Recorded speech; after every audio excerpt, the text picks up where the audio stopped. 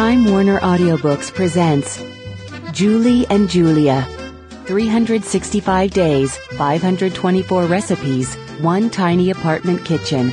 How one girl risked her marriage, her job, and her sanity to master the art of living. Written and read by Julie Powell. Featuring a special conversation with the author.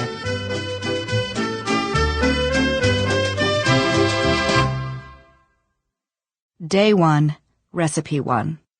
The road to hell is paved with leeks and potatoes. As far as I know, the only evidence supporting the theory that Julia Child first made potage parmentier during a bout of ennui is her own recipe for it. She writes that potage parmentier, which is just a Frenchy way of saying potato soup, smells good, tastes good, and is simplicity itself to make.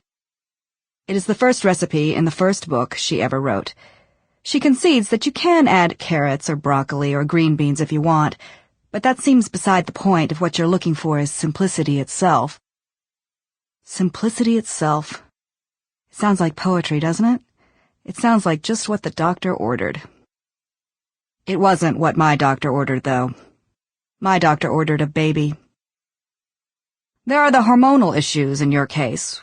With the polycystic ovarian syndrome, you know about that. And you are pushing 30 after all. Look at it this way. There will never be a better time.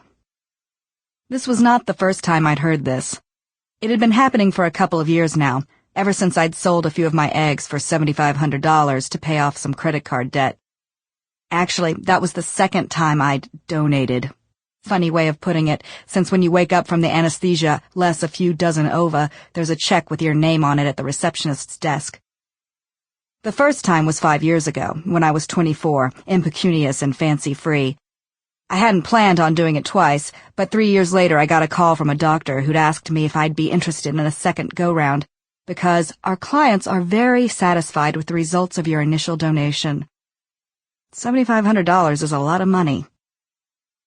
It wasn't until the second harvesting that I found out I had polycystic ovarian syndrome, which sounds absolutely terrifying, but apparently just means that I was going to get hairy and fat, and I'd have to take all kinds of drugs to conceive.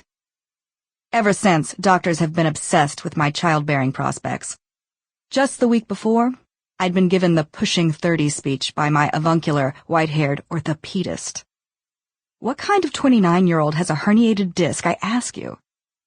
At least this time it was a gynecologist who had some... Sample complete. Ready to continue?